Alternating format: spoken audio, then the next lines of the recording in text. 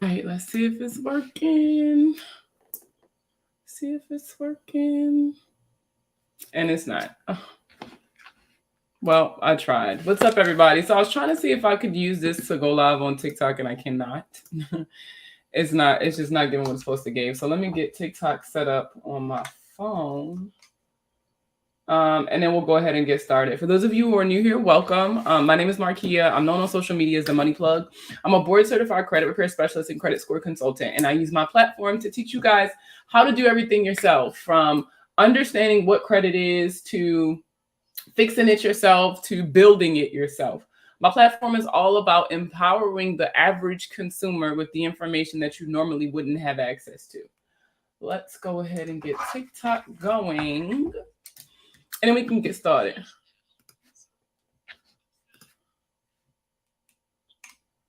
Let's see. Friday credit Q&A. Let's try it again. All right. Cross your fingers. All right, we're cooking with grease. So it sucks because TikTok's not going to be able to see what I'm talking about, but we're still going to be doing a Q&A and everything. So we just won't be live on Instagram. So if you won't be able to stay for the entire live, because Fridays do kind of run kind of long, it really just depends on how many questions I get, then you'll be able to pull this up on YouTube. You'll also be able to see it on the main page as well as inside the Facebook group. And I'm even streaming with a link on Twitter. So literally you can find this almost anywhere. What's up, TikTok? I know normally y'all used to seeing me on the computer. However, for some strange reason, it didn't want to work today. So y'all on my phone today. But what's up? I've missed you guys. How are you? Right? I really wanted to touch on a couple different things today. The biggest thing is, we talk about credit cards a lot. I think credit cards are like the number one questions that I get. How do I better manage my credit card debt? What credit cards do you suggest? When it comes to credit cards, how many should I have? How long should I keep them open? If I'm not, oh my God, thank you. If I'm not using it, should I close it? Like, credit cards are probably the number one question that I get, with most people really struggling to maintain your balances. Obviously, I could, paying your bills is important. We all know that, and nobody gets these bills with the intent on falling behind or with the intent on not paying them. Hold on, I don't even know why my microphone is all the way over there. There we go, baby. However, when it comes to debt, it's kind of hard to kind of like overcome them, right? And so I want to talk about the importance of budgeting. I usually don't really talk about this subject. Credit literacy is my niche, and so I like to stay within my bubble. However, it is really important that we have this conversation, because a lot of you are spending money that you don't have because you don't have a budget. And I really believe that even if you start off small, I'm not saying you have to plan down to the penny, but it's best to know on average, where is your money going?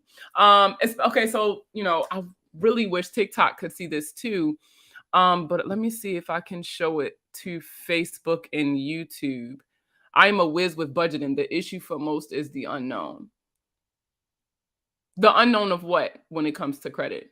Because honestly, credit card debt is probably the number one debt in America. And most people struggle with being able to pay it down because they just have so much money coming out that they can't afford to put anything extra to their credit cards. Which brings me back to, you guys, if you've been following me for a while, then you know about what I call the cream credit work, right? Credit rules everything around me. And so when we talk about the cream method, I talk a lot about the importance of using your credit cards. In fact, I tell people all the time that you should be using your credit cards more than your debit cards. But a lot of people don't understand how that works because they struggle to comprehend, how the hell am I going to pay the balance down if I'm constantly using my credit cards? And the answer is you pay as you go. When it comes to the importance of credit card usage, it's all about transactional history. You have to use these cards in order for them to be valuable to you. It's no point in you having 1,000 credit cards if you're not using them all. I always tell people, assign a purpose to your cards. Once you build your credit enough to the point where you qualify for credit cards that offer like specific perks and things like that, for like cashback points and things like that for your everyday purchases, you're rewarding yourself for purchases you were already going to make anyway. So what I mean by that, and I always use the same example, I go to get gas at the 7-Eleven and I normally spend $50 on my debit card getting gas. Well, I just got a credit card and that credit card is going to give me 3% cash back on all my gas purchases. So instead of putting my debit card in the machine, even though I have the $50, I'm going to put my credit card in the machine because I already planned on spending this $50. It's the same exact $50. It's just that I'm being rewarded now for the purchase that I was already planning on making. And then when I get in the car, since I know for a fact where I'm stopping it, or, let's say I wait until after my gas is done and then I get in the car, I schedule a same day payment. Oh, thank you for the rose. I schedule a same day payment in the amount that I just spent. You're literally not paying any extra. You're not paying any interest. You're not paying any fee. You're literally just paying for the money that you already planned on spending. It's just that you are being rewarded for the purchases now because you've reached a certain level with your credit cards. And so a lot of people can't use this method. A lot of people can't use this method because they already have credit card debt that they have to pay down. It doesn't make sense because remember, at the end of every billing cycle, your credit card utilization needs to be less than 10% overall, not per credit card. This means if you add up all of the credit limits for all of the credit cards that you currently have, and you add up all of the money that you currently have owed to these companies, it needs to equal less than 10% at all times. I mean, not at all times, but when they report to the credit bureaus, I apologize. So, because of that, a lot of people can't use this method because it's hard for them to pay their bills down. So a lot of you don't know this. I really probably should push this a lot more, but I am a published author on Amazon. Earlier this year, I published a financial tracker. I personally believe I did entirely too much in this planner. Like, it's so many pages. And to be honest, that was the diet version. The planner, if you go on Amazon and you search my name, Markia Brown, so Markia Brown, it pops right up. It's called Plug into 2022, the Money Plugs Financial Planner. And inside of the planner, there's a page called the Monthly Budget Tracker. So I'm going to try to share it with you guys. Of course, open system preferences. I don't think it's going to let me because normally Google Chrome didn't ask for it. Shoot, it's going to make me close it, ain't it? And I'm not doing that. No, it's not going to let me share my screen. Shoot. Okay. What I'll do is I'm literally going to upload the PDF in the Facebook group. So, and as a matter of fact, while my screen is up, I'll do it right now. So if you're on Facebook, if you're on TikTok and you're not in the Facebook group, if you look up the Money Plug, LLC on Facebook, give me a like. But if you look under groups, the name of my Facebook group is called Plugged In the Credit Clubhouse. I'm literally uploading it right now. So I'm uploading and I'll be able to show you guys on TikTok. Actually, I'll pick my phone up in a second. But I'm uploading the monthly budget tracker. It's literally just one page from out of the financial planner that I did earlier in the year. And it's a small planner, nothing really big, but it shows you, you're pretty much looking at your income and your savings, right? How much do you bring in? How much can you afford to put out to save? If you can't save anything, leave it blank. I'm a realist. Even though, yes, you should be putting some money to the side for a rainy day. I also understand that some people are barely making ends meet, and so they don't have that luxury. So if you don't have it, keep it blank. Now, there's two categories for expenses. There's fixed expenses, which are bills that are the same thing every month. So your cable bill, if you still have like the promotions on your cable bill, your phone bill, if you're not doing anything crazy with your phone bill, things like that. So your fixed expenses will go on one category, and then your variable expenses or expenses that change. So your utility bills, things like your gas and electric, stuff like that. That is what will be in your variable expenses. And then at the bottom, there's just an overview. So there's what you budgeted for that month. And then at the end of the month, you're going to go back and you're going to reevaluate your spending. And you're going to say, this is what I actually spent. And then there's also an additional column for the difference, because I want you to start holding yourself accountable. I want, nobody's going to get it right that first month. However, what I want you guys to do is I want you to keep doing this every month until you can minimize the amount that's in difference, until difference is zero and you've planned it down to the penny. Now, I understand, everybody's not good at budgeting, and, you might have questions, you might have issues, and that's fine, but we all have to start somewhere. Once you introduce yourself to a budget, even if it's just a super basic budget like this is not detailed. It doesn't ask you how much taxes do you pay, what are your 401k contributions. Like, you don't even got to put none of that in there. This is a really basic budget for people who may not, have never sat down and actually took the step to make themselves a budget, I guess. So this is going to be something really simple for you guys, but I really wanted to be able to expose you all to a budget. For some of you, this might be the first one you've ever had access to. I'm literally uploading it right now. Monthly budget tracker sheet. All right. So for those of you, if you're on TikTok and you're trying to join the Facebook group, I'll go ahead and add you guys. I'll try to add people like every couple of minutes or so, so that you guys can have access to that. And if you are not active on Facebook, you can email me. My email address is in my TikTok bio. If you email me, I'll go ahead and send it to you, so that you can have it. But I really wanted to talk about budgets. I know that's not something that we often talk about because I always tell people it's my job to mind my business. I'm not really trying to get into your pockets like that.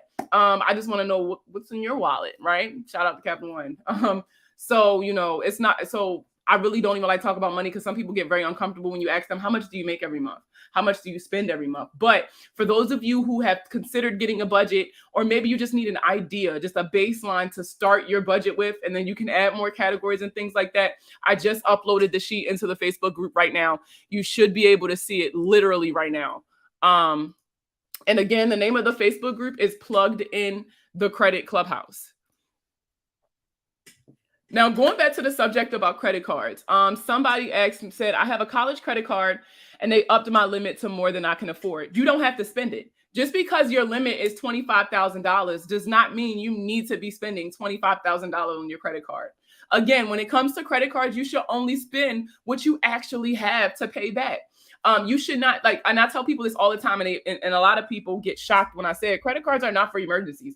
A lot of people are like, oh, I got this credit card and it's just for emergencies. An emergency is the wrong time to be using your credit card, because an emergency applies that you don't have the money right now. You won't have the money right away, and ain't no telling when you're going to be able to pay this off. You're really gambling with that. Some people don't do it and it works. And if it works for you, that's fine. But if you are somebody who is struggling with credit card balances and utilization and things like that, that is not the way for you. Remember, there's 1,000 ways to skin a cat. So there's more than one way to build your credit successfully. However, if you are struggling with maintaining the balances on your credit cards, stop using them for emergencies is the number one step that I give you. And what I mean by that is you should only spend what you have. So, and I always tell people, if you've ever struggled with credit cards and you don't have any right now. So let's say you struggle with your credit cards, all of them got cut off, you paid them on down and now you at zero, right? Now what? How do you build credit? If you're uncomfortable with credit cards, or for I see the second question is, what is a good card for teens? And this is another good tactic that I use when I teach to the high schools and the colleges: prepaid credit cards. Now, that's not what they're called, but that's what I call them because that's how I relate to them.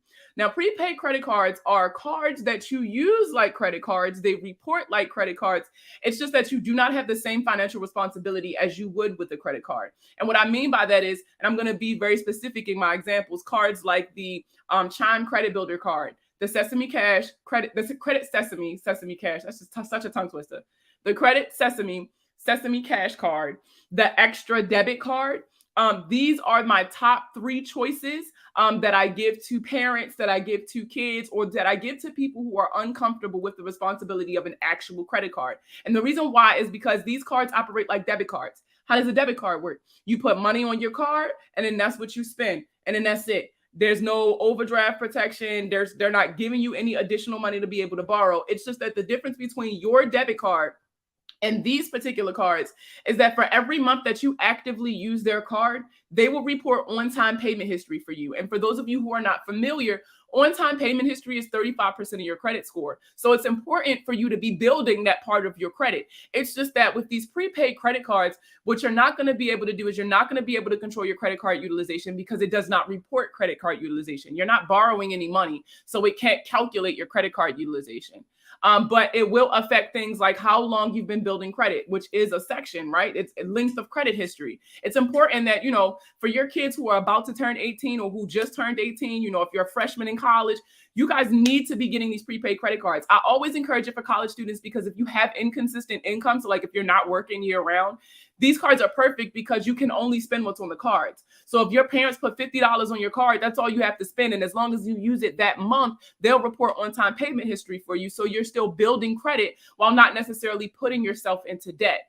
Another suggestion that I give for people who are looking to build their credit, maybe you don't qualify for credit cards, or maybe you just don't qualify for credit cards that you would like to have, is reporting your rent. Everybody pay rent. Unless you own your home, everybody pay rent, or you live with somebody that's paying rent, or you live with somebody that's paying a mortgage. Even if you're in college, this works for you, because there's a company called Boom Pay that I always recommend, and they work with people who live in the dorms. So you can use this as well. But what rent reporting is, you got to pay your rent every month, right? Or you won't have nowhere to live. And so what it does is it monitors your bank account. And every time it sees you pay your rent, it will report that to the credit bureaus as an on-time payment. And it reports to all 3 credit bureaus. So it's not like Experian Boost. I know a lot of you like Experian Boost, and I get like the attraction because it makes it seem so cool because it's going to boost your credit score and blah, blah, blah. But what a lot of you don't understand is that for a lot of the major items, the major things that you guys want to buy, like homes and cars and things like that, they look at all 3 of your credit scores. And so it's important that when you're raising one, you're raising all of them. Otherwise, that one credit score is going to be extremely inflated, and they're not going to take the highest score. They're only going to take the average. So raising this one is only going to do but so much if these 2 are still trash. You see what I'm saying? So it's important to find things to add to your credit report that's going to report to all 3 credit bureaus. And so Boom Pay, which is the app that I recommend, and I actually have a link under my affiliate links because I was advertising so much, I might as well get paid for it, right? But and they have a lot of information. Their customer service has been extremely responsive. I've never had any issues out of them.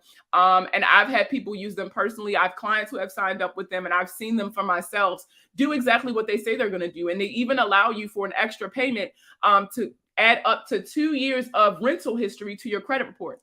2 years of 100% on-time payment history, that is ridiculously valuable. And so if you live with somebody and you don't necessarily pay rent, you can always draft a lease. Anybody can write a lease and say, yo, I pay $100, or I pay $200, or whatever the amount is every month to live here. This is the account that I transfer the money into, or whatever the case may be, that's going to be in the lease. Even if the account that you're transferring into is a savings account or a separate checking account that you still have access to, so that you can transfer your money right back, that's something that you can do. That's a loophole, right? But you just want to make sure that you're adding things to your credit profile that are a benefit. And for those of you with not the best credit, these accounts are best for you because everybody qualifies for them. Another thing that been telling the people about lately, okay, baby. Another thing that I've been telling people about lately is Outro. You guys know that last month I was invited to a fintech event on Capitol Hill. It was a lot of people there. There was Apple was there, and they were talking about Apple Pay, the security of Apple Pay, and some of the things that they're doing to kind of increase financial literacy in communities where they're often underbanked and things like that, and how they are giving people access to credit building tools and things like that. There was Outro, of course, that it used to be called Perch. I don't know if you guys pay attention to the news, but like it was either last year or the year prior, Jay-Z invested millions of dollars into this app because of their dedication to financial literacy and providing resources to communities that are often ignored. And so Outro is an app that allows you to take your subscriptions and report your subscriptions to the credit bureaus. And they report to all 3 credit bureaus. And there's also a second side to the app that teaches financial literacy. Not just pay your bills on time, which is what everybody tells you, but it breaks down complex parts like APYs and APRs. It talks about the importance of budgeting, how to save when you ain't really making that much money. There's a lot of information on this app outside of just using it for its credit reporting services. And I suggest that everybody at the very least take a look at it. It's only available for Apple users currently, but they do have it so that you can set up notifications for when they are available on the Google Play Store. So you really want to check it out. Do all FICOs recognize those reported accounts? So it's not that, no, and it depends on what your goals are. I always say that when it comes to what accounts you're adding to your credit reports, it's all about what your goals are. So for example, if your goal is to get a credit card, then yes, these accounts will work for you. If your goal is to buy a home, everybody knows that when it comes to mortgages, they operate a little differently than everybody else. So whereas these accounts will help you with, if you're trying to get a car, if you're just trying to raise your score to get a credit limit increase, or if you're trying to get a credit card, you can use these accounts. But when it comes to home buying, it's a lot more complicated for the simple fact that these mortgage companies, right, the people that are giving you the money to buy these homes, they're old. They're using, I hate to say it, but they're using antiquated credit scoring systems. So why do we have to be so special? They refuse to update. They're still using FICO 2, FICO 4, and FICO 5. For those of you who are familiar, we're on FICO 10 now. They refuse to kind of like move with the time. So if you're trying to buy a house, these accounts, not all of these accounts will help you. However, if everything else is your goal, these will help you. Now, if you're trying to buy a home, these won't hurt you, just so you can still add them. But like if you just need a couple points to get you up there to qualify for a home or to lower your interest rates, that's not going to help. She said they are antiquated. And for those of you who don't know, the mortgage mentor that's in the comments on TikTok, I love her. Her name is the mortgage mentor on Instagram as well. I send everybody to her. If you ever have questions about the home buying process, I literally send everybody her way. Oh, it's time for us to do another live too. It's definitely a new quarter. We'll get together and we'll do another joint live. Rebecca, I got to check your schedule. I love the concept of the app though. This is awesome because Finlit is so complex. And the thing that I love about Outro and a lot of the other companies who were actually there at the event is the dedication to providing tools for communities that usually don't have access to it. A lot of urban or, communities of color, there's banking deserts. I couldn't even get it out. Banking deserts where they don't have banks in their area to rely on for these resources, or the banks that are in those areas, they say they offer resources for financial literacy, but they're not actively campaigning them, and they're not making it known to the communities that actually use them. They're not going into the schools. They're not going to the homes. They're not really pouring into the communities they're a part of. This is another reason why I'm very passionate about credit unions. Credit unions are amazing because a lot of credit unions do exactly that. They're involved in the communities by like sponsoring sports teams and going to the schools and talking to the students and things like that. So, but it's very, very, very important that we have more of these apps. And there's so many coming out of Silicon Valley right now. So, I use a couple different apps right now. So like for those of you who like, let's say your paycheck just don't stretch. My military people know what I'm talking about on them long pay periods when it's just like, damn, I don't get paid till Monday and it's Wednesday. I need gas. An app that I've been using for years is Dave, Dave. I don't even know how I first heard about Dave. I just know I've been using it since I was at Bragg because I remember using it at Bragg. But Dave is an app where it allows you to borrow up to $250 and you pay it back on your pay period. The stipulation is that you have to have direct deposit. You do not have to have good credit to use Dave, but you cannot use Dave again until you pay off the previous loan. And it only allows you to get a loan within a certain window before your next pay period. So that's a really cool app, like a fintech app, you could say that I use. Another one is Albert. I like Albert because it monitors my spending and it put me on blast. The other day, I always say the other day, but this was actually a couple months ago because we don't eat Chick-fil-A anymore since my son is allergic to peanuts now. Well, not now, but we just found out. But it told me, it was like, you've went to Chick-fil-A 13 times this month. Like, girl, that's my business. That is my business. Like, why are you telling people my business? So, I really love Albert because it monitors my spending, and Albert also monitors my spending. And what it does is it takes money out that it doesn't think that I would miss, and it put it to the side for what's known as the rainy day fund. And so I don't even notice it. Like, it'll be like $3 here, $6 here, $2 there. And I never notice the money is missing. And sometimes I only realize that the money is gone is because the next time I go on my Albert app, I see the money in there. So it's a really cool app. And it's like a little out of sight, out of mind way to save small amounts for those of you who maybe struggle with that as well. And it also allows you to borrow up to $100 and then you'll pay it back for your next pay period. But the stipulation is that you have to have direct deposit. So, these are some other apps that I've tried or that are tried and true. Like I will never delete these apps off my phone. But there's so many apps out there, so many programs out there that are launching and stuff, that I really think you guys got to start doing research. You guys got to start reaching out, asking questions. And it's so hard because I know a lot of you, for most of you, not that's what I need. Yes, I love Albert, girl, because not only that, like, and it actually told me, and this was crazy. I never realized this. So you know how certain bills you just pay, right? You don't even pay attention to what it is. You just pay. My car insurance was one of them. I never realized that my car insurance, for some reason, charged me more, like $100 more than it was supposed to. I didn't notice it. I just paid it because it's one of those bills that just have to get paid. Albert, after I made the payment, probably like 2 days later, it was like, whoa, hold up. Your car insurance went up like this much right here, like, you know, just to let you know. And I had to call them and find out what happened, and it was an error. And they actually ended up crediting my account. So, you know, sometimes having things like that is a good thing. Some people like Mint, which has been around for forever. I feel like Mint monitors your spending. It's a budgeting app. You can set goals, you can set categories for spending and things like that. I love Mint as well. But like I said, there's a million ways to skin a cat, right? So there's a million things that you could do that, you know, could, I don't know, it could end up helping you. So Stephanie just wrote in the Facebook group. I'm gonna still answer on her post, but she just posted in the Facebook group, do y'all think it's possible to raise your credit score by 100 points in a year? And if so, how? And I actually have evidence of it happening. And this person didn't repair their credit. It was strictly credit building. If you go on my Instagram account is THEE Money Plug, the Money Plug. And you scroll down, you're gonna see a screenshot of what looks like kind of like a half a pie chart, and it's some numbers, but it's actually a screenshot of one of my clients' updates that we did on a check-in.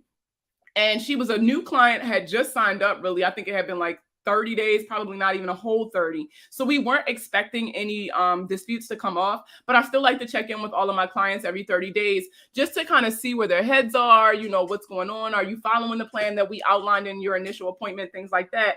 And in this screenshot, it specifically says that 0 accounts were repaired or deleted. 0, none. I did absolutely nothing. But I helped her lay out a plan during our very first appointment for building. There's no one size fits all when it comes to credit building. It is very specific to what you need for your credit profile. And strictly by following those steps, things like paying her credit card balances down, paying on time, you know, adding accounts to her profile that were actually valuable to her, to not necessarily encourage her to spend more money, but to reward her for the spending that she's already doing, and better managing her credit card debt. In less than 30 days, she raised her credit score 100 points. I'm telling you, and the proof is there. That's not just me running my mouth. That's not me writing checks my ass can't cash. I literally have the post on Facebook as well as Instagram for you all to see that I did nothing. I did nothing to that lady's credit report. All we did was update it because she had a check-in, and because she was building properly, she raised 100 points in 30 days. Can everybody do that? Absolutely not. Absolutely not. When they say results may vary, this is exactly what they're talking about. They're talking about credit building, because how many points you get from something is all dependent on what is already on your credit report. What do you need for your credit report? What are you lacking in? What are you strong in? Like, it all depends. You have to understand how your credit score is calculated to really understand the accounts that you should be adding to your profile, or to really comprehend why these accounts are valuable and why the other ones aren't. To understand, okay, this account, I can go ahead and afford to close it, but this one, no, I needed to stay on here. Like, you know, it's important to understand the concepts behind the credit literacy portion, and not just the fact that you got a 750, because you can have a 750 credit score and still be denied for things. And you'll have no understanding of why that happened to you because you don't have that knowledge. So I get that it's really easy to just throw money at people, y'all, but y'all really got to pay attention to the stuff that I'm saying. Watch the videos that I'm posting. Look at the YouTubes if you've missed a couple of the lives. But I post a lot of content for you guys strictly for that. So yes, Stephanie, I don't know if you're watching this currently, and I'm going to go back and respond in the Facebook group. But when it comes to how many points is available that you're able to kind of get in a year, yeah, it's possible to get 100 points in a year. It really just depends on the current state of your credit and what you're willing to do to get there. A collection is threatening putting something on my account, but I locked my Experian account. Does that help? LOL. No, because eventually you're going to have to unlock your Experian account in order to qualify for stuff. And it's going to populate. And when it populates, it's going to be considered a new item, right? Because it wasn't there previously, and it's going to drop your score drastically. If that's happening to you, your first option is, if you don't want to pay it, your first step is always to dispute. Alexa, make an announcement. What's the announcement? Turn the Bluetooth off on the iPad, please. Announcing. Sorry, y'all. Alexa, do not disturb mode. I won't disturb you. Yeah, also these bureaus are out here doing suspicious, weird stuff. Yeah, I was talking to one of my clients today, and like, All of the other bureaus were seeing action. Her score is moving. She's doing phenomenal. She's literally doing everything that I asked of her. But for some reason, like this one score would not move, yo. Like it would not move. And so we ended up having to do some research to find out, like, yo, like what is going on? Are we doing something wrong? Are they doing something wrong? And it was actually the bureau. Wait, what you say? It messed up. So no, locking your report is not going to help you, because when you'll eventually have to unlock your report to apply for something. And when you do, it's going to populate and you're going to lose a lot of points because it's going to be considered a fresh collection. Your only option, if you don't want to pay it, do a debt validation. That's always the first option. If you don't want to pay it, do a debt validation. Force them to prove that they have all the evidence that they need to collect or report on this debt. It's not saying that you don't owe the debt. It's just saying that they can't report or collect on it. Now, what that'll do is buy you some time if you win the dispute, because sometimes, a lot of times, these companies will continue to sell the debt to other collection companies until the debt is eventually paid. So, oh, girl, I did not know that was you. And it's so funny that is you, because I was like, damn, that's weirdly specific, because I just had that conversation today. That's so funny. That's hilarious. Hey, girl, hey. Now, for those of you who have, I bet I'm doing it tomorrow. Now, for those of you who win a dispute, so after you win a dispute, what should you do? You should always go back and try to pay that debt. If you can't pay it with the original creditor, wait till the new company purchase it and then offer them a pay to delete. Now, you can always offer, like, if you have a collection and you're like, look, I'm willing to pay it because I'm on a time crunch and I don't got time to be going back and forth with disputes and shit, you can always offer a pay to delete. I just did a video on this and it was crazy because I had TikTok in an uproar because people swore I was wrong, but nobody proved me wrong in those comments. A pay to delete is where, in exchange for the money that you owe them or a portion of the money that you owe them, collection companies will stop reporting to the credit bureaus. So it will appear as if the collection never existed, which will give you points back that you lost for having the collection. Because remember, if you flat out pay a collection without negotiating the deletion prior, you're not going to get any points for that.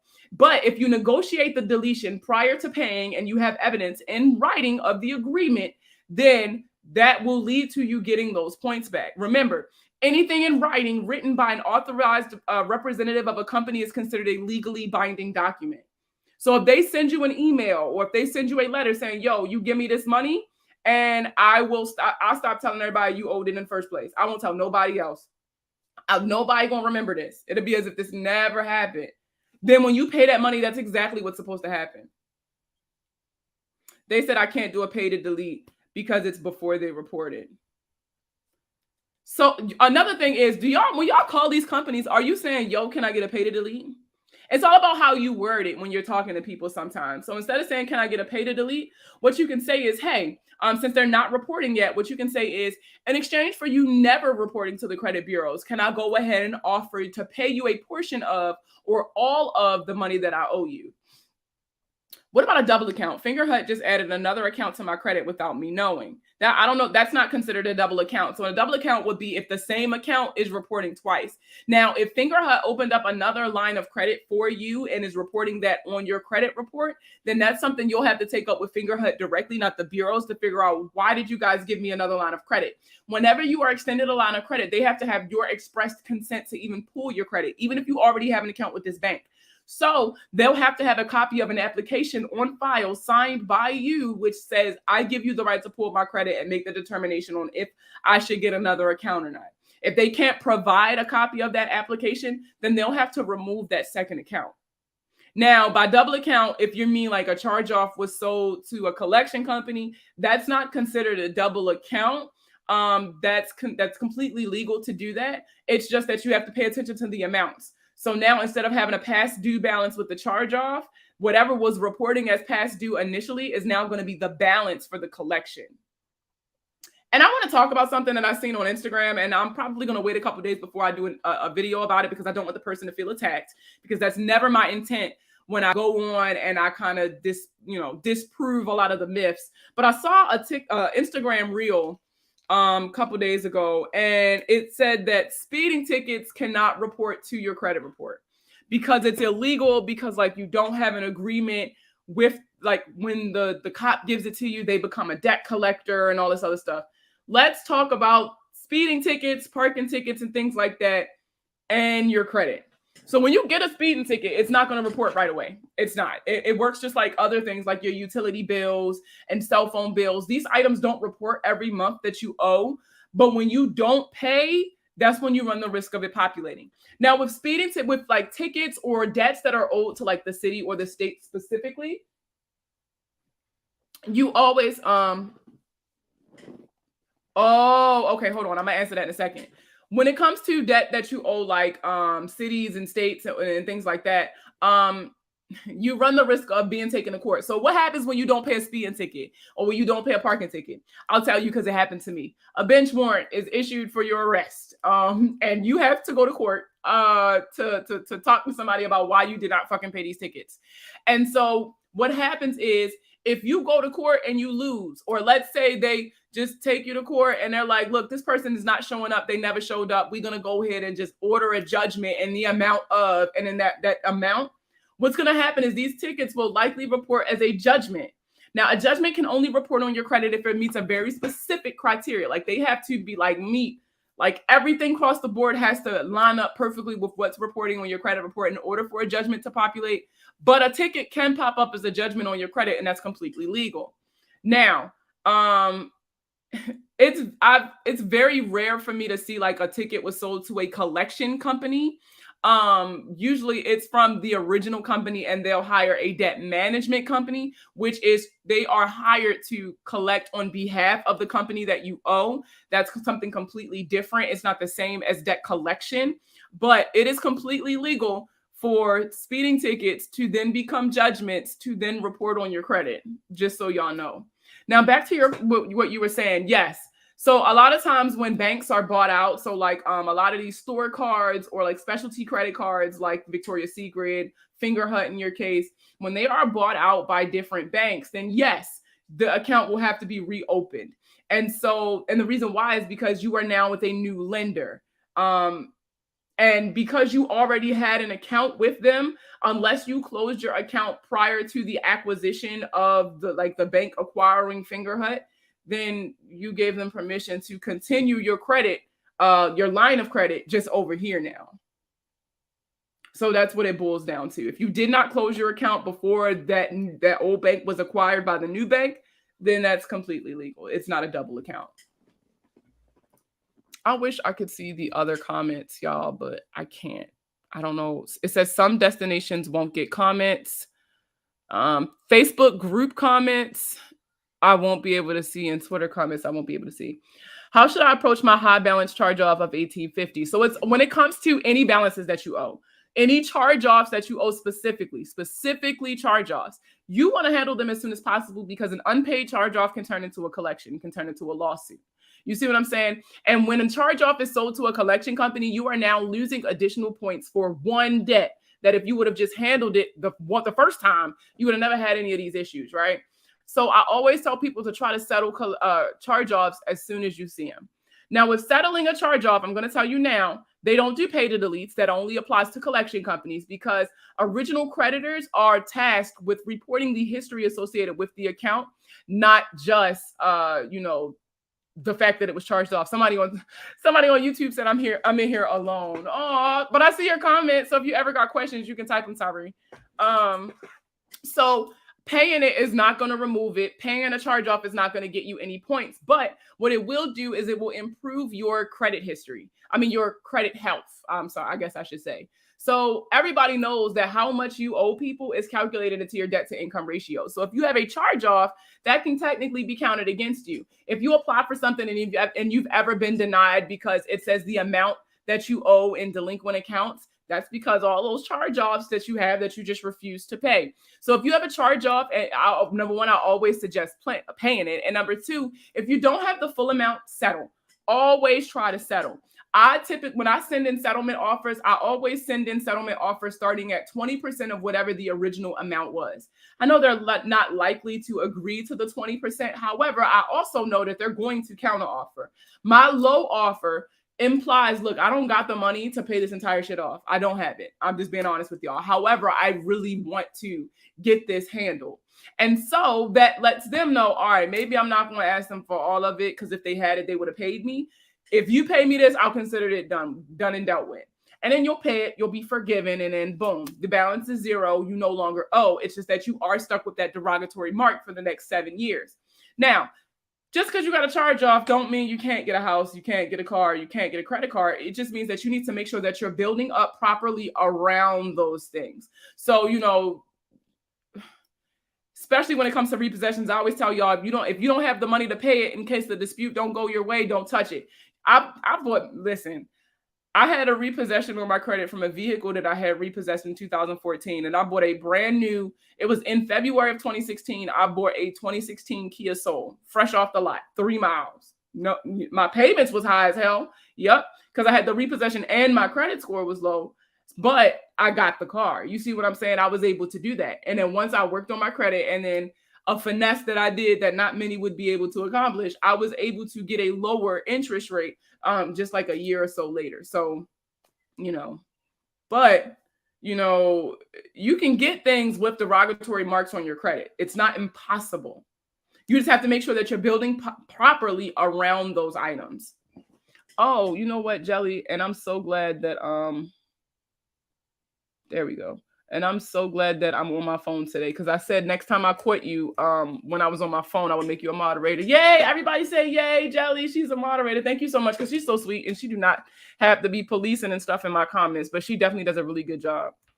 My credit report was pulled to start housing counseling. They said I don't have a TransUnion score. So that could be because of a couple of things. It could be because they have a hard time validating who you are. Maybe they don't have enough information about you to report on you, or maybe you just don't have any credit. It could be a couple of things. Easy question. I think I noticed that my name is different on all 3. Should I correct it to the same? Yes. It is very important that you keep your personal information section as clean as possible and as accurate as possible, because having an inaccurate personal information section can lead to other people's accounts being added to your profile, especially if you're like a junior or a senior or the third or something like that. That is a huge possibility for you guys, because not only do you have the same name as your father or your grandfather or whoever, but it's likely that you all have shared an address at some point too. So it's very important. It's very important that you guys keep that information as clean as possible. Also, it makes it harder for debt collectors to verify debt. They'll have to do a lot more digging in order to completely validate a debt. They can't just use the information that you use to apply for the account if you keep these sections clean. My reports are frozen. They can see my other scores, but I see everything being reported on all 3. Unfreeze your scores. Here's my thing. I'm going to say this, and I'm probably going to hurt a couple feelings, and y'all know I don't give a fuck. Because one thing I'm always going to be is honest with you guys and transparent. Why are you applying for things if you have to hide your reports in order to get these items? That means that there are issues that you did not tackle previously that you definitely want to go ahead and take care of, because not doing so and then adding on more accounts and more accounts and more accounts, that could be a problem. So if you are in a position, I'm also a realist, so, shit happens and you need stuff. So I get it. But that's kind of like the hazard of freezing your reports and then trying to apply for things. It is possible that some people won't be able to see it at all. Most of my collections are medical. Should I try to settle now or pay once they come off after July? You really want to do what's comfortable for you. So if you don't have the money right now, don't pay it right now. And when it comes off at, after July, then you can reach out to each one individually and pay. And honestly, that'll take a lot of the anxiety off of you not seeing that on your credit report anymore. Let me tell you, because, a lot of people, it's so overwhelming because everybody wants to buy a house right now. So everybody's looking at their credit. And when you have a lot of medical debt and you don't have the money to pay it and you're constantly seeing that on your credit report, it is nerve-wracking because you feel like you're not doing enough. So when they come off, it kind of takes some of the pressure off of you. Like, okay, it's not holding me back anymore. I know that I still owe, but it's not holding me back anymore. Now I have I can calm down, get it together, and I can tackle these things one at a time without feeling like I'm being rushed because I want to buy a home or I want to buy a car, or whatever the case may be. So it's all about whatever you're comfortable with. If you don't have the money now to pay, don't fucking pay it. You can't make money come out your ass. But if you got the money after July, then go ahead and pay after July.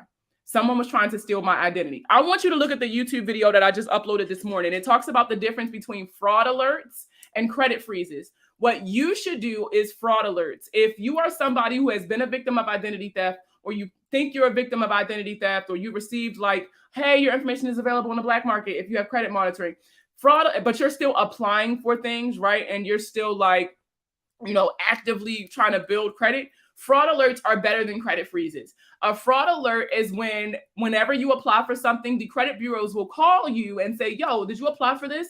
And then you will say yay or nay to whatever you did apply for or did not apply for. And they'll block the stuff you say you didn't apply for and approve the things that you did apply for. This makes it so that you don't have to keep calling the credit bureaus every time to freeze and unfreeze, freeze and unfreeze. They last for a year. And I just think it's the best option for those of you who are still actively building your credit, even if you're a victim of identity theft. So if I were you, I would unfreeze your credit reports and I would initiate fraud alerts. And in the video that I posted this morning, I have the links to do so in the description to the video, as well as I have the phone numbers in the description and on the video, as well as I talk about the different perks and stuff like that for credit freezes and fraud alerts. So if you're interested, watch the video on YouTube. My YouTube channel is WWTMPD. What would the money plug do? For those of you who don't follow me yet or subscribe. So I'm at my 30-day mark and portfolio has not removed from my credit report. How do I have it removed myself? So if you did a pay to delete with portfolio and they just haven't taken it off yet, what you can do is you can take a copy of the agreement they sent you or a copy of their policy, because they're a company whose policy just states that once it's paid, it'll come off. A copy of their policy and proof of payment, and you can send it to the bureaus yourself to have it removed. I will be getting my first auto loan soon, and my credit score is 615. What can I do to fix my score? So first things first, you need to make sure that you're tracking the right score. What a lot of people don't understand is that there is more than one credit score. That's why there's so many different people providing credit scores, because there's so many. And it all depends on what your goals are. That's going to show you which one you should look for. So for example, a little while earlier, we talked about mortgage scores and why certain accounts won't help your mortgage scores, because these are antiquated credit scoring models. FICO 2, FICO 4, and FICO 5 is what is used to determine whether or not people are going to give you a house. When it comes to buying a car, you're going to want to look at your FICO auto score, which is calculated a little differently than like the scores you see on Credit Karma and stuff like that. So you're definitely going to want to pull your FICO auto scores to make sure that 615 is where you actually are. Now, this goes for everybody, not just the person looking to buy a car. When you're trying to figure out how can I get some extra points, like what can I do right quick to get me some points over the next 6 months or so, right? You have to understand how credit scores are calculated. So number one, the largest section is payment history. Out of all of your accounts, do you have 100% on-time payment history? If you don't have 100% on-time payment history, do you have any way that you could fix these accounts or rehab or repair these accounts before your like deadline, right? Before whatever it is you're trying to buy. If you do, good, try to fix it. If not, what can you add to your credit profile to effectively bury that negative history? As time passes, as the accounts get older and older, the late payments aren't as harsh on your credit score. So you want to make sure you're building properly in the meantime, because you also want to show them that this is not a common occurrence. I'm not always late. That's not an accurate depiction of my credit worthiness. More often than not, I'm on time. So, and you can demonstrate that by showing, yeah, I was late this month. But if you look after that for the next 6 months, I have positive reporting history. All the accounts that I got after this, positive, no late payments, nothing. 30% of your credit score is your credit card utilization. So if you add up all of the credit limits for your credit card and you calculate 10% of whatever that is at a maximum, when each credit card reports every month, you need to make sure that the amount that's reporting is less than 10%. And again, this is not per card, this is overall. If you're doing 10% per card, that's a lot higher than 10% overall, and you'll notice that in your credit score. Now, if your credit utilization is high, meaning if you have high balances on your credit cards, your first goal should always be to pay those down before you go adding anything else to your credit report. But this is also the easiest section to manipulate. You can literally get depending on what your credit utilization is, you can get a lot of points from this section in a very short amount of time, depending on how much you pay towards your credit cards and when you submit those payments. I've done a couple different videos on TikTok as well as in the Facebook group talking about payment dates and statement dates and things like that, and the differences in when you should pay and things like that. So it's important that you understand that concept, especially if you have multiple credit cards, because that section right there is gold. If you ever need points, you should be able to squeeze some out of that section right there. The next section of your credit report is going to be the length of credit history. That's 15% of your credit score. So how long have you been building credit? That's very important. Especially because loans have a shelf life. Credit cards are open as long as you leave it open and as long as they don't bother you to close it. But loans have a shelf life. And once a loan is paid off, right, it reports for 7 years from that last payment, and then it falls off. And it'll be as if that account never existed. Are you still adding accounts in the meantime so that when that account falls off, you're not losing all of the points that was associated with it? You need to make sure, you're adding accounts over time. That also ties into the mix of accounts, which is 10% of your score. You need to have a good mix of accounts between credit cards and loans, simply because you don't want to be top heavy. You don't want to show people, yeah, I pay my credit cards, but fuck them loans, or, vice versa. And then the last section is inquiries, or they're starting to refer to it as new accounts. Now, you should at a maximum be opening up 5 new accounts in a 12-month time period. For those of you who are looking to have relationships with higher tier cards, you definitely want to look at their policies, because companies like Chase have things like, the 524 rule. If you open more than 5 credit cards within a 24-month time period, they're going to deny you for an account. So you definitely want to look into policies when it comes to that. But a general rule of thumb is you want to have at least, you never want to open more than 5 new accounts every 12 months or so. And so following that same logic, you should only have about 5 inquiries on your credit report in a 12-month time period, because you need to be opening new lines of credit. They want to see you using the credit that you've earned, right? But they want you managing it properly as well. Hold on. Do not get it with Exeter Finance. Try Capital One Finance or Credit Union. I love Capital One. Let me tell you, I love Capital One. I have 2 years left on my auto loan and my credit score has gone way up. Is it worth refinancing? That's a question that you'll have to ask yourself. That kind of question is all about preference, because if your score is going up, that means shit. And that means clearly you're paying on time. So clearly this loan is valuable to you. So is it valuable enough for you to finish out the terms of the loan, or do you just want a new payment so bad that you're willing to take the temporary hit to your credit that refinancing will do? And a lot of people don't talk about that. But yes, whenever you close a line of credit and open up another one, whether it's paying off a loan, closing a credit card and things like that, you lose points. You lose points for adding new accounts to your profile. So it's kind of like the circle of life. Now you get those points back. It's temporary. So if you're not looking to make any major purchases within the next 3 to 6 months, then yeah, refinancing could be a very viable option for you. And I mean, shit, it's a lower payment. So if it works for you, it works for you. But that's definitely a preference question that you have to ask yourself. That's not now. In order to qualify for a refinance, though, you want to make sure that your credit score is higher than whatever it was when you initially bought the vehicle. And that goes for refinancing your home as well. You need to show an increase in your credit worthiness to kind of validate your request for a refinance. Is Amex worth it when building credit? So if you want me to be honest, I don't suggest Amex when building credit.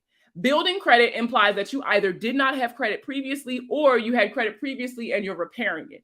And if any of those are the cases, then Amex is not the card for you. You don't want to establish, well, you're not going to be able to establish, honestly, a solid relationship with Amex until you can demonstrate that you are actually credit literate and can handle that responsibility.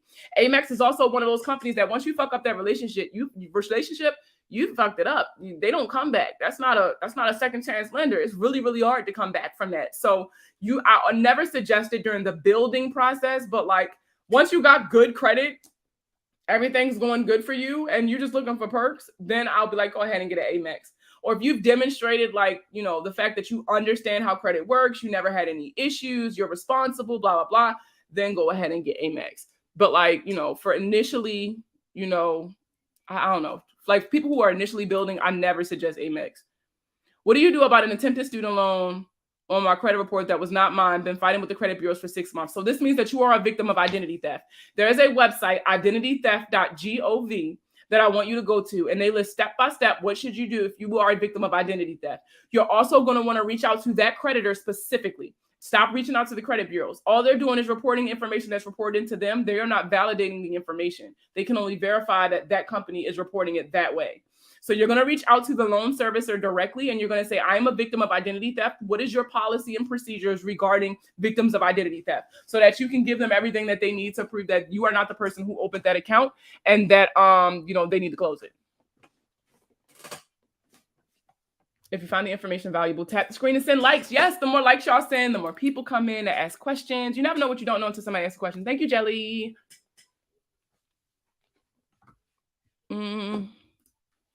Let's see. And for those of you who were late to the live, or if you can't stay the whole time, this live is being recorded like most of my lives are. I'm currently streaming live on YouTube. I'm on my regular Facebook page, the Money Plug Comma LLC, as well as inside of the Facebook group. So if you can't stay the whole time, don't worry about it. You can always catch the replay because I really want to make sure you guys get the information. And you can also follow me on Twitter at THEE Money Plug, the Money Plug, because there's a link that you'll be able to click on and view it there as well. Getting offers from Amex, but was apprehensive since they don't actually give a credit limit. That's not every card. So there's only some cards that don't offer a credit limit. And the reason why is because it's just how the credit card is. There are other cards outside of Amex that does it as well. They're often referred to as charge cards because sometimes, for the most part, with these cards, whatever you spend in that billing cycle, you got to pay it off at the end of the month. You don't make payments like with a regular credit card. Now, if you look at Amex, and this is another reason why I tell you guys to do research before you start, considering adding these accounts, because Amex offers a lot of different cards, and each card has a different perk. Go on their website, look at all the different cards, see what perks actually support the spending that you're already doing. So, for example, I always tell people, if you're looking to add a new credit card to your profile, print out last month's monthly statement for your main bank account. And I want you to look at your spending, not to beat yourself up. Categorize your spending. What are you spending money on the most? Now, what credit card can you add to your credit profile that's going to reward you for that category of spending? If you don't qualify for one for that category, go to the next one or go to the next one. I talked to the loan company and they said they sent 3 notifications to the credit bureau, but nothing is happening. Then you can file a complaint with the Consumer Financial Protection Bureau, but I can guarantee you that that loan servicer is probably just saying, hey, we verify that the information is reporting accurate. They're probably not validating. And if they are validating that debt, then they need to send you copies of all of the evidence that they've completed that they've gotten during the investigation. And then you can report that to the Consumer Financial Protection Bureau or to the bureaus yourself, like, yo, that's not me, take it off. But I promise they're probably just reporting that you disputed and they don't agree with whatever it was you said. You're so welcome. What other questions y'all got for me tonight? These are some really good questions, y'all. What other questions y'all got for me tonight? Oh, I see some people sent Facebook group requests. I just approved you guys. And I know we talked, I don't want to pull that one out. Oh, I guess I do because I don't know what I did with the other one. My son probably got it. So I know we talked about these, y'all. And I know we talked about oh, excuse me. And I know we talked about how a lot of you, it's upside down like hell. I know we talked about a lot of you who went to order these and realized they don't have them. They're not sending these out anymore. I uploaded the complete PDF in the Facebook group. So if you guys, I call it the Credit Bible. This is a hard copy of the Fair Credit Reporting Act, which is the consumer protection laws, or the laws that a lot of us use to go ahead and get your items removed, or to explain why things are illegally reporting, how to remove items, or it has a lot of information here that I definitely think you all should know.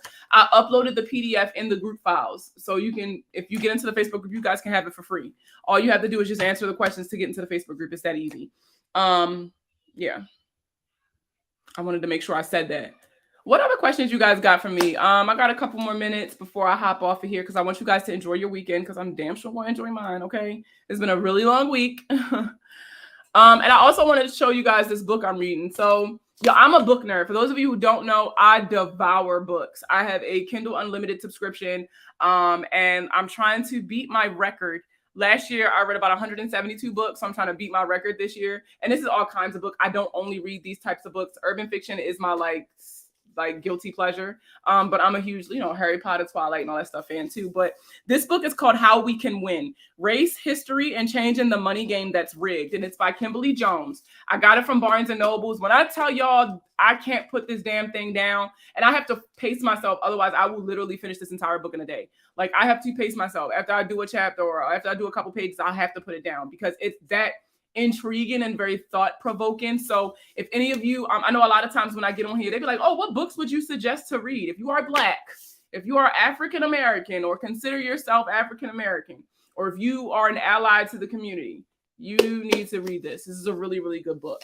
This is a really, really good book. And again, I got it from Barnes and Nobles. I'll take a picture of it and post it on my socials for you guys so that you can see the book and get it for yourselves. But it's a really good book. I might even do like a review or something for it once I'm finished. But if y'all don't got no questions, y'all know that means I get off. Oh, repeat the title. How Can We Win? Race, history and changing the money game that's rigged. So if you guys want to screenshot it, I don't know if you guys are watching it on your phone. Hold on. If you want to screenshot it, hey girl, you can go ahead and do it. But this book is really, really, really, really good. The name of the Facebook group is Plugged In the Credit Clubhouse. Or if you search the Money Plug LLC, you'll see me, like the same hair and everything. You'll see me, and under groups on my business page, you'll see the name of the group, Plugged In the Credit Clubhouse. Is it backward? It's backwards on here? Oh, I guess so, huh? How We Can Win, and then it's by Kimberly Jones. It is backward. I mean, if you screenshot it, you still should be able to tell what it say. Y'all got any more questions? Y'all know how I do. I know it's Friday. I'm going to let y'all cut out so y'all can, shake your ass to get drunk and all that stuff. I don't really want to keep you guys. I really just wanted to go over the things. Oh, somebody said it's available on Audible as well. So for those of you who like audiobooks, go ahead and try it out. How about TransUnion? Remove my bank account. Woo! Shut up. Congratulations. Oh, I'm so happy for you. Congratulations. That is huge. Oh, I'm so happy for you. Oh, I'm so happy for you. I knew it was coming. I'm so happy for you. Oh, good. Right dance, okay? That is huge. Any other questions you guys got for me today before I hop off this? So today, there's a couple new items that were added onto the Facebook group. The PDF, so the PDF for what I call my credit Bible, that is available in the Facebook group, as well as I uploaded a budget sheet. So for those of you who just need a baseline, if you've been saying, damn, I need a budget, but how do I make a budget? Super basic. This is nothing too complicated. It's nothing too detailed. It's really good for those of you who are just starting off on your budgeting journey. And it's available in the Facebook group. Everything inside of the Facebook group is free. Anything in the group files, you guys are all welcome to. Tag your friends, add your friends into the groups, into the group. I only got one, no S. Add your friends into the group, share the pages, whatever it is. But, if you learn something from these lives, I charge you with paying it forward. That's all I ever ask. All the information that I give out on these platforms are completely free. I just ask that you guys pass that information on, right? Pay it forward. Make sure that somebody else values from the things that you learned from the information that I gave. But I'm going to go ahead and cut out, you guys. Thank you guys so much for all the support. You guys know how much it means to me. Make sure, send my content to your friends, your family, whatever it is, because I'm able to give my content for free because you guys support me so much. The likes and the shares and stuff like that, to y'all, it's free. But to me, that's how I get paid. So, thank you guys so much for that. It truly, you guys have changed my entire life in the course of a year and a half, and I'm greatly appreciated. And so I will always do what I can to make sure that I'm providing accurate and transparent credit information. I don't care about the gimmicks. I don't care about what's clickbait or nothing like that. My job is to give you all of your options so that you can start making educated decisions, actually with the right information. So again, thank you guys as always for all of your support. You guys mean so much to me and my family. And like I always say, right before I get off, live every day like it's your last, but pay your bills and wear condoms just in case it's not. And I will see you guys next week because y'all not going to see me this weekend. I'm getting a lot better with setting boundaries, right? Y'all not going to see me this weekend, but I will see you guys on Monday. Okay, I will. I'll check. Matter of fact, on Instagram. Well, I'll check all my DMs. I'll check all my DMs before I go to bed tonight. But I'll see you guys later. Thank you guys so much.